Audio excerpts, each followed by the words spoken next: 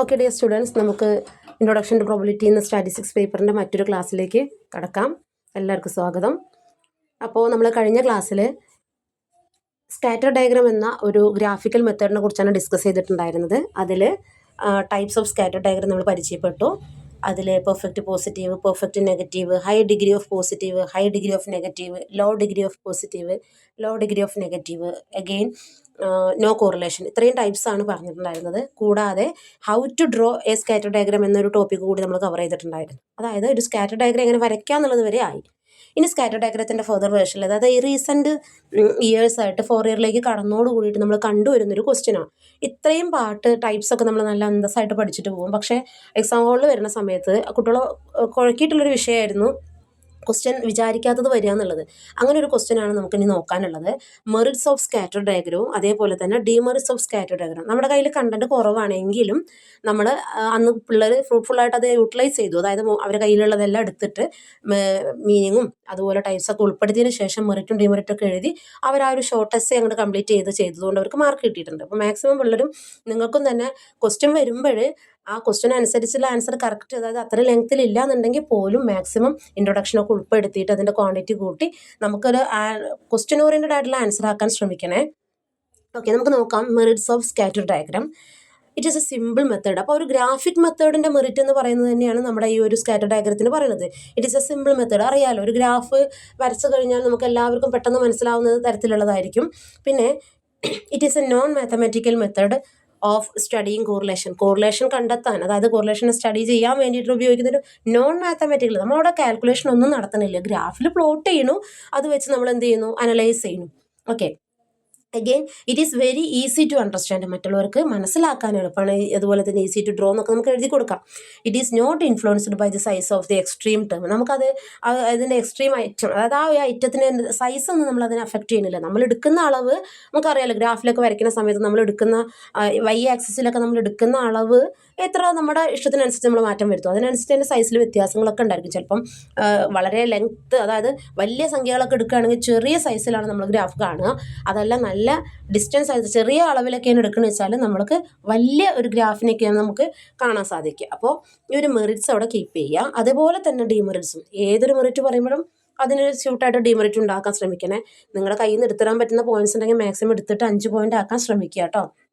നോക്കുക, it gives only A rough idea about the correlation between variables. ഒരു rough മാത്രമേ ഉള്ളൂ. ഒറ്റ കാഴ്ചയിൽ അത് ഇങ്ങനെയാണ് ഇതിൻ്റെ ഫ്ലോ, അല്ലെങ്കിൽ ഇവർ ക്ലോസ്ലി റിലേറ്റഡ് ആണ്, അങ്ങനെ മാത്രമേ ഉള്ളൂ. എത്രത്തോളം റിലേറ്റഡ് ആണ് എന്ന് നമുക്കവിടെ അറിയാൻ പറ്റില്ല. Then it is not possible to establish the exact degree of relationship between the variables. Correct റിലേഷൻഷിപ്പിൻ്റെ ഒരു ഡിഗ്രി അളവ് നമുക്കവിടെ മെഷർ ചെയ്യാൻ സാധിക്കില്ല. മനസ്സിലാവുണ്ടല്ലോ. അപ്പോൾ ഒരു റഫ് ഐഡിയ മാത്രമാണ്, കറക്റ്റ് ഒരു മെഷർമെൻറ്റ് വാല്യൂ അവിടെ ഇല്ല എന്നുള്ള ഈ 2 കാര്യമാണ് പറയുന്നത്. അപ്പോൾ സ്കാറ്റർ ഡയഗ്രാം എന്ന നമ്മുടെ ഗ്രാഫിക്കൽ മെത്തേഡിൽ ഒന്നാമത്തെ മെത്തേഡ് അവിടെ അവസാനിച്ചു. സ്പീഡ് ആവണമെന്ന് തോന്നുകയാണെങ്കിൽ നിങ്ങളൊന്ന് റിപ്പീറ്റ് ചെയ്ത് വോയിസ് കേൾക്കുക. ഈ പറയുന്ന ഇതിൻ്റെ റെക്കോർഡിങ്സിൻ്റെ ലെങ്ത്ത് കുറയ്ക്കാനാണ് ഞാൻ റിപ്പീറ്റേഷൻ കുറയ്ക്കുന്നത് കേട്ടോ.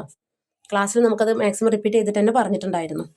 Okay, then correlation graph method എന്നുള്ളതാണ് അടുത്ത മെത്തേഡ് പറഞ്ഞത്, രണ്ടാമത്തെ മെത്തേഡ്. ഇവിടെ എന്താ, under this method the value of the 2 variables are plotted on A graph paper. Normally ഒരു ഗ്രാഫ് പേപ്പറിൽ നമ്മൾ എന്ത് ചെയ്യുക, പ്ലോട്ട് ചെയ്ത് കാണിക്കുക.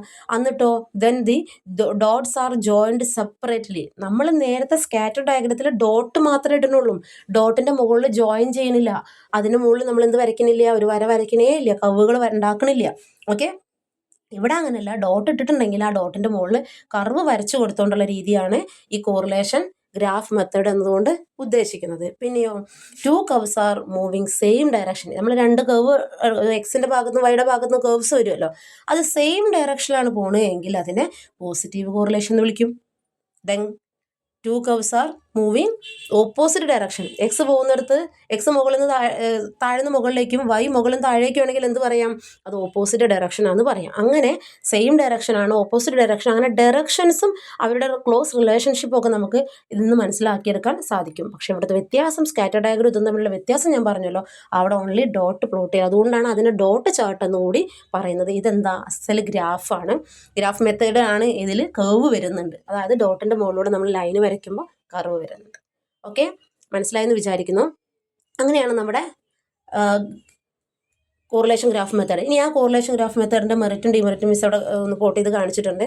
ഇത് നിങ്ങൾക്ക് ഇൻ കേസ് നമ്മുടെ എന്താ പറയുക സ്കാറ്റർ ഡയഗ്രത്തിൻ്റെ മെറിറ്റും ഡിമെറിറ്റും കിട്ടിയില്ലെങ്കിൽ പോലും നിങ്ങൾ ചെയ്യേണ്ട സംഭവം എന്താണെന്ന് വെച്ചാൽ ഇവർ രണ്ടാളും ഒരു തറവാട്ടുകാരെന്ന് വെച്ചാൽ ഗ്രാഫിക് മെത്തേഡിൻ്റെ വേർഷൻസ് ആണ്. അപ്പോൾ പോയിന്റ്സ് അങ്ങോട്ടും ഇങ്ങോട്ടൊക്കെ നിങ്ങൾക്ക് കണക്ട് ചെയ്ത് എഴുതാൻ സാധിക്കും. അപ്പോൾ മെറിറ്റ് പറയാം it is only pictorial presentation of idea. ശരിയല്ലേ? അവിടെ അത് പറഞ്ഞു റഫ് ഐഡിയ എന്ന് പറഞ്ഞ പോലെ പറയാണ്. ജസ്റ്റ് ഒരു പിക്ചർ മാത്രമേ അവിടെ നിന്ന് വരുന്നുള്ളൂ. അത് നോക്കിയിട്ട് നമ്മൾ പറയുകയാണെന്ത് ഇത് ഡയറക്ഷൻ ഇങ്ങോട്ടാണ്, അത് അങ്ങോട്ടാണ്, അതുകൊണ്ട് അതെന്താണ് ക്ലോസ്ലി റിലേറ്റഡ് ആണ് അല്ലെങ്കിൽ അല്ല എന്നൊക്കെ നമ്മൾ അങ്ങോട്ട് വിലയിരുത്തുകയാണ് ചെയ്യുക. It cannot be calculated. അവിടെ പറഞ്ഞതേ പോയിന്റ് തന്നെ അല്ലേ? നമുക്ക് എന്ത് ചെയ്യാൻ കഴിയില്ല? കാൽക്കുലേറ്റ് ചെയ്യാൻ കഴിയില്ല. ഒരു ഫ്ലോ അല്ലെങ്കിൽ ഒരു പിക്ചറിന് മാത്രമേ കാണുകയുള്ളൂ. Then it is not possible to establish the exact degree of relationship. നേരത്തെ പറഞ്ഞതേ പോയിന്റ് തന്നെ. നമുക്കൊരു exact degree of relationship identify ചെയ്യാൻ സാധിക്കില്ല. ഡിമെറിറ്റാണ് നമുക്ക് ആദ്യം വന്നിട്ടുള്ളത് കേട്ടോ, സോറി. ഇനി മെറിറ്റിലേക്ക് പോയാൽ ഇറ്റ് സിമ്പിൾ മെത്തേഡ്. മെറിറ്റ് എന്താ പറഞ്ഞത്? സിമ്പിൾ മെത്തേഡാണ്. Does not require mathematical. ഇവിടെ മാത്തമാറ്റിക്കൽ കാൽക്കുലേഷൻ്റെ ഒന്നും ആവശ്യമില്ല. നമുക്ക് സിമ്പിളായിട്ട് വരച്ച് വെച്ച് അവിടെ അവസാനിപ്പിക്കാം. അതാ പറഞ്ഞത്.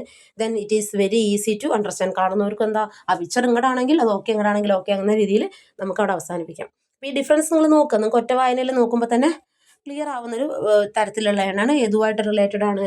നിങ്ങളുടെ സ്കാറ്റർ ഡയഗ്രമായിട്ട് റിലേറ്റഡ് ആയിട്ടുള്ള പോയിന്റ്സ് ആണ്. ഓക്കെ, ഇനി നമ്മൾ നമ്മുടെ രണ്ടാമത്തെ മെത്തേഡിലേക്ക് പോവുകയാണ്. രണ്ടാമത്തെ മെത്തേഡിൻ്റെ പേരാണ് ആൾജിബ്രിക് മെത്തേഡ് ഓഫ് കോറിലേഷൻ. നമ്മളിവിടെ ഈ ഒരു ഇന്നത്തെ ഒരു വീഡിയോയിൽ തീർച്ചയായിട്ടും ജസ്റ്റ് ഒരു ഇൻട്രൊഡക്ഷൻ മാത്രമേ വരുന്നുള്ളൂ. ആൾജിബ്രിക് മെത്തേഡ് ഓഫ് കോറിലേഷൻ എന്ന് പറഞ്ഞാൽ മാത്തമാറ്റിക്കൽ മെത്തേഡാണ്. ഞാൻ അതിന് ഇൻട്രൊഡ്യൂസ് ചെയ്തപ്പോൾ പറഞ്ഞു തന്നിട്ടുണ്ടായിരുന്നു. അതായത് നമ്മുടെ ഇക്വേഷൻസിൻ്റെ സപ്പോർട്ടോട് കൂടിയിട്ട് കോറിലേഷൻ അനാലിസിസ് നടത്താൻ ആ ഒരു മെത്തേഡാണ് ഈ പറയുന്ന ആൾജിബ്രിക് മെത്തേഡ് എന്ന് പറയുന്നത്. ഒരുപാട് ക്വസ്റ്റ്യൻ ചാൻസ്, അതായത് ഒരുപാട് ക്വസ്റ്റ്യൻ അല്ല, ക്വസ്റ്റ്യൻ ഒരുപാട് ചാൻസ് ഉള്ള 2 ടോപ്പിക്സ് ഇതിൻ്റെ അകത്ത് വരുന്നുണ്ട്. അതുപോലെ തന്നെ ഷോർട്ട് വരാം, ഷോർട്ട് ക്വസ്റ്റ്യൻ തിയറീസ് ആയിട്ട് വരാം, പ്രോബ്ലം ഓറിയൻറ്റഡ് ആയിട്ടുള്ള കാര്യം തന്നെ തിയറിയിലേക്കൊക്കെ പോകാൻ ചാൻസ് ഉണ്ട്. ഓക്കെ, മെത്തേഡ്സ് ഇതിൻ്റെ അകത്ത് കയറി വരുന്നുണ്ട്, സബ് പാർട്ടുകൾ വരുന്നുണ്ട്. ഓക്കെ, 3 മെത്തേഡ്സാണ് മാത്തമാറ്റിക്കൽ മെത്തേഡായിട്ടുള്ളത്. 1 Karl Pearson coefficient correlation, 2 Spearman's rank correlation, 3 concurrent deviation method.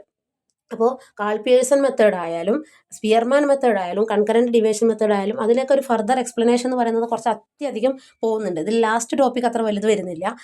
Call പിയേഴ്സണിൽ തന്നെ നമുക്ക് 2 ടൈപ്പ് വരുന്നുണ്ട്, സ്പിയർമാൻ 2-3 ടൈപ്പ് വരുന്നുണ്ട്. നോക്കാം നമുക്ക് വിശദമായിട്ട്. കാൾ പിയേഴ്സൺ എന്ന് പറയുന്നത് ഒരു വ്യക്തിയുടെ പേരാണ്. അദ്ദേഹം ഇൻട്രൊഡ്യൂസ് ചെയ്തായതുകൊണ്ടാണ് കാൾ പിയേഴ്സൺ കോഎഫിഷ്യൻ്റ് കോറിലേഷൻ എന്നതിന് പേര് വന്നത്. അതുപോലെ തന്നെയാണ് റാങ്ക് കോറിലേഷൻ്റെ പേര് അങ്ങനെ വരാൻ കാരണം സ്പിയർമാൻ എന്ന് പറയുന്ന വ്യക്തിയായിരുന്നു റാങ്ക് കോറിലേഷൻ ഇൻട്രൊഡ്യൂസ് ചെയ്തിട്ടുള്ളത്. എഗെയിൻ അടുത്തത് കൺകറൻറ്റ് ഡീവിയേഷൻ മെത്തേഡ്. നമുക്കതിൻ്റെ വിശദമായ ഭാഗത്തേക്ക് പോവാം.